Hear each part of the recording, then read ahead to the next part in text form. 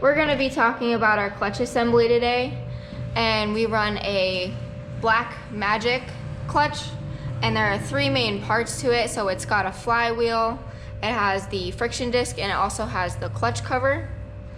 It also has smaller main components to it, which are the base pressure springs and the levers.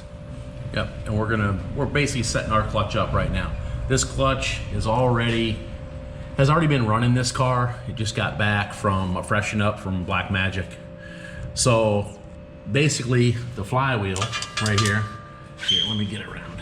All right, so the flywheel right here, and the flywheel has some steel pucks on it. That's what the friction disc rides on. There's also the same type of pucks, and they're right there. I don't know if you can see them or not, but they're right here.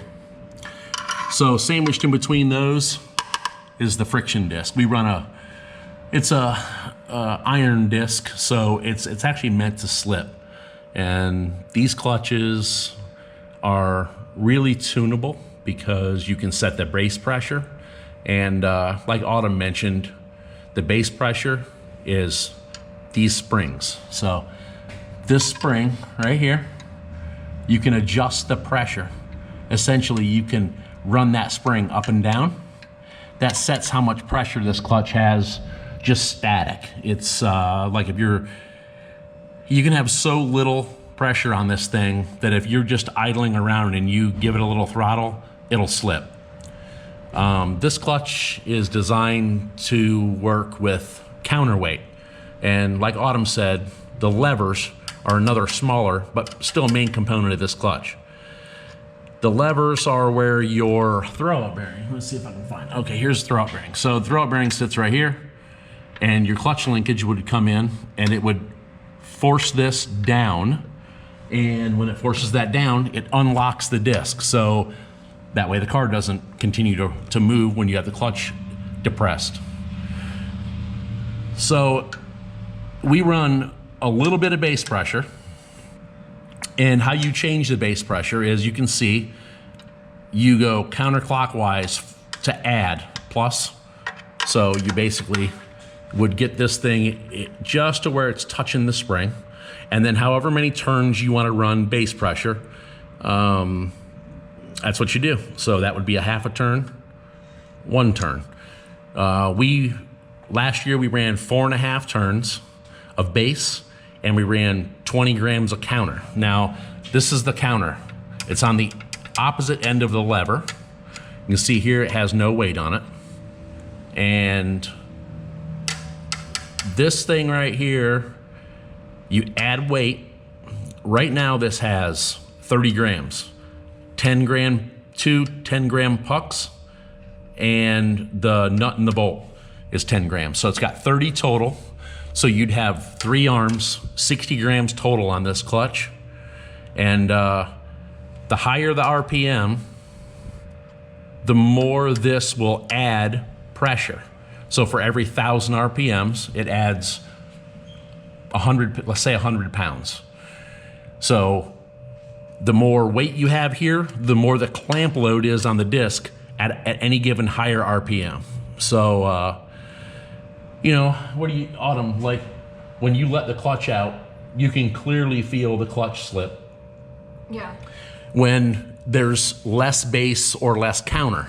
And when this car, we've been leaving the line at about 6,200. We're gonna lower that this year to around 5,500. That's why we're going from 20 to 30 grams. We want about the same amount of total pressure, base and counter, when the car launches as it has at 6,200. So we add 10 grams, so at 55, it essentially has the same amount of total pressure on the disc. And then you can, when you're at the track, you can change all that. The bell housing, it has a window in the bottom. So you pull these bolts out, pull that cover off, and that will, right down here at the bottom, it exposes these weights.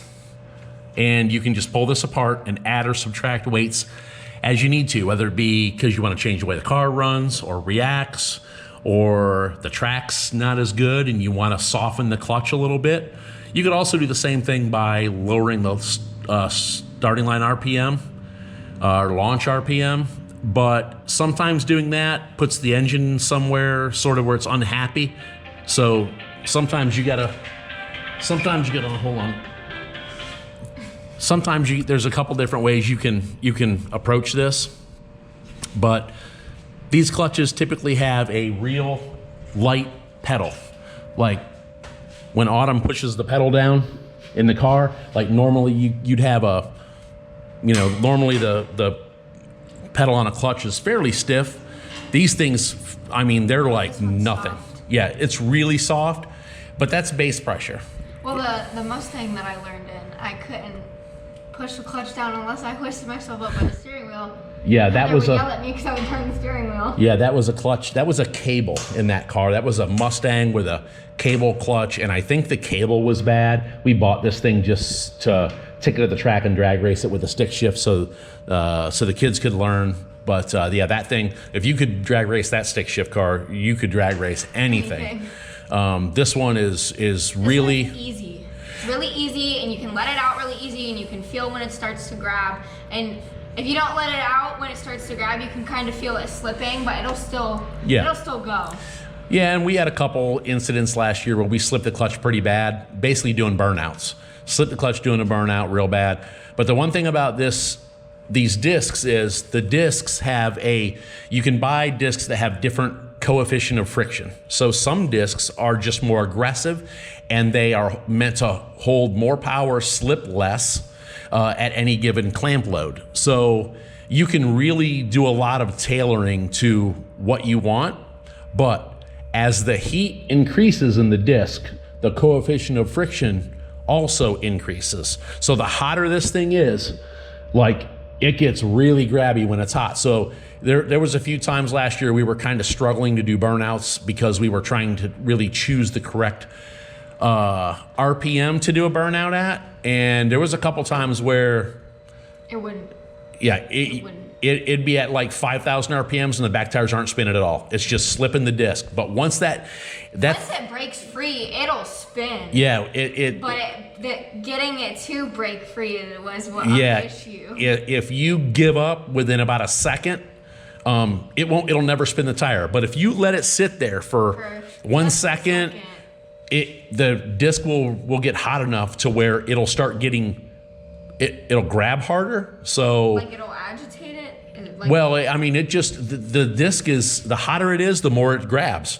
So if it's sitting there slipping, it is getting really hot really fast. So if it slips it seems like 10 minutes when it's not spinning the tires. Yeah. But as soon as that thing gets heated up, if you stick with it, it will spin the tires. Trust me. And we figured that out because I'd tell you to stop.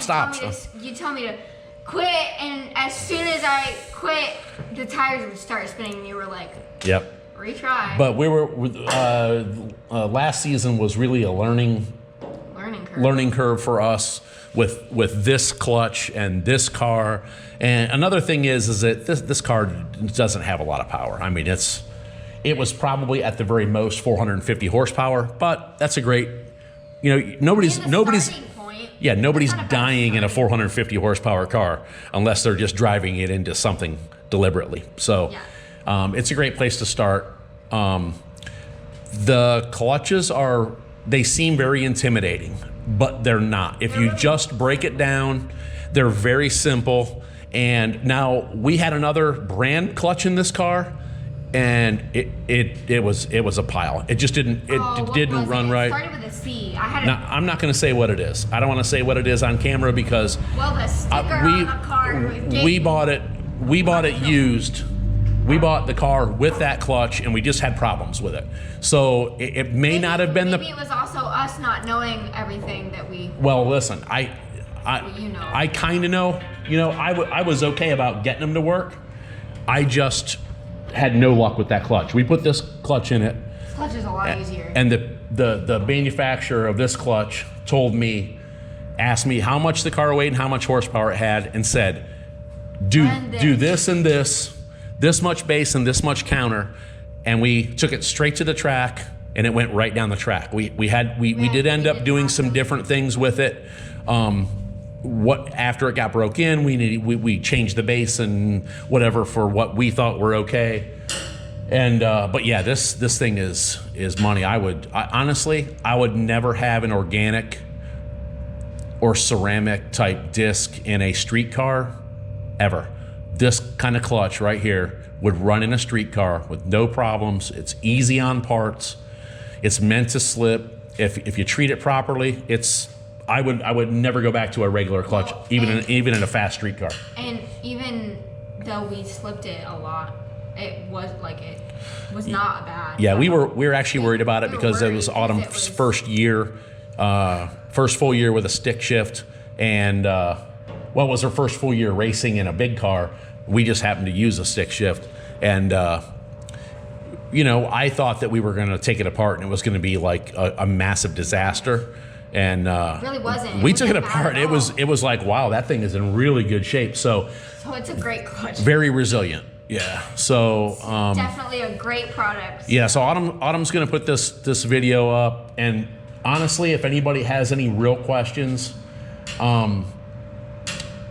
I guess you could ask in the comments. I can answer a lot of questions. I can also, if you're interested in something like this, I mean, I would rather answer the questions rather than have a bunch of you numbnuts calling people and asking them stupid questions. Just comment. I'll answer the questions. If you're that serious, we'll get you hooked up with somebody that can get you a good unit. So yeah, great piece. It's beautiful, isn't it? Yes, I Sweet. love it. Yeah.